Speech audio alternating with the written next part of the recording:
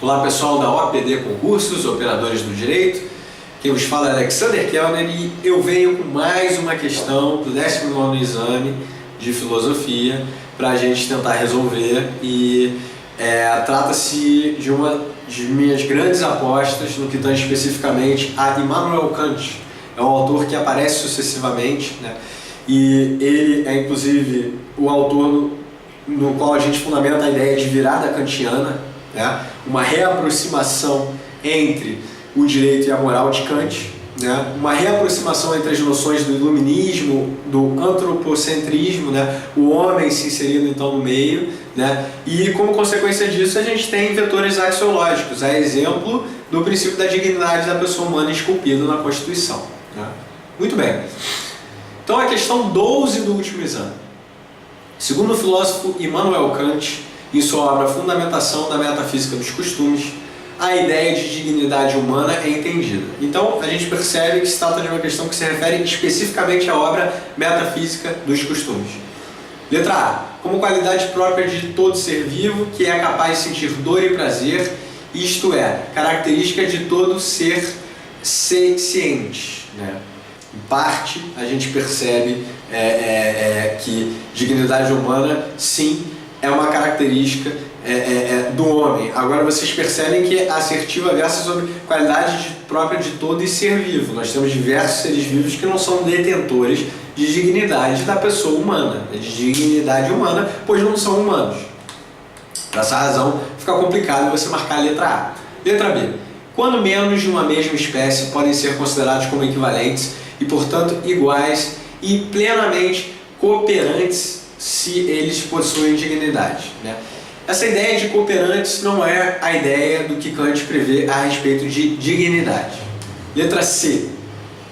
Quando você pensa, só voltando à letra B, como cooperantes, você já pode pensar na ideia de utilitarismo, né? Na ideia ou do próprio organicismo, né? E na ideia de uma busca em comum por um bem maior, né? A exemplo da própria sociedade e da ideia de que o fim justificaria os meios, né?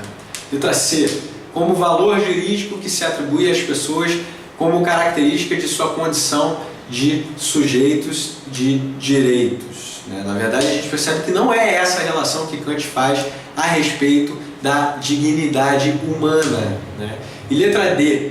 Como algo que está acima de todo o preço, pois quando uma coisa tem um preço, pode-se pôr em vez dela qualquer outra como equivalente.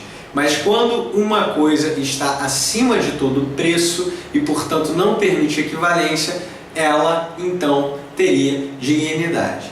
Quando a gente tratar especificamente de Kant, ou para quem já assistiu, quando a gente tratou de Kant, a gente percebe que essa reaproximação, através da virada kantiana do alemão da Kantschewende, essa reaproximação entre o direito e a moral de Kant é justamente na ideia de que o homem seria um fim em si mesmo. Então, se ele seria um fim em si mesmo, ele seria insubstituível, né?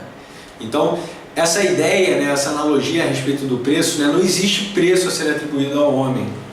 Então você não pode justificar o sacrifício de um em prol de um bem maior, porque esse um é a finalidade em si, né, que deve pautar qualquer... E daí a gente já vem para a ideia de Estado democrático de direito, né, e todas as ideias provenientes dessa transição através da virada kantiana e das críticas do positivismo para uma ideia de pós-positivismo, e daí é exemplo de professores como o professor Luiz Roberto Barroso, a ideia de neoconstitucionalismo.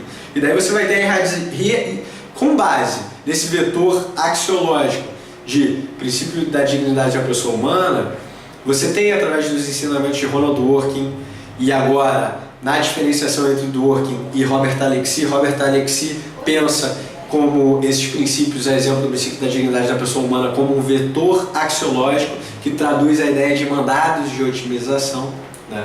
Então a gente tem, com a virada kantiana e com essa ideia de que o homem é um fim em si mesmo e por isso não tem preço e não pode ser sacrificado, a própria ideia de dignidade trazida por Kant. Por isso, a resposta correta é a letra D. Pessoal, eu agradeço que me acompanhou até aqui, espero que tenham gostado das aulas e quem ainda não assistiu, espero que participem do curso.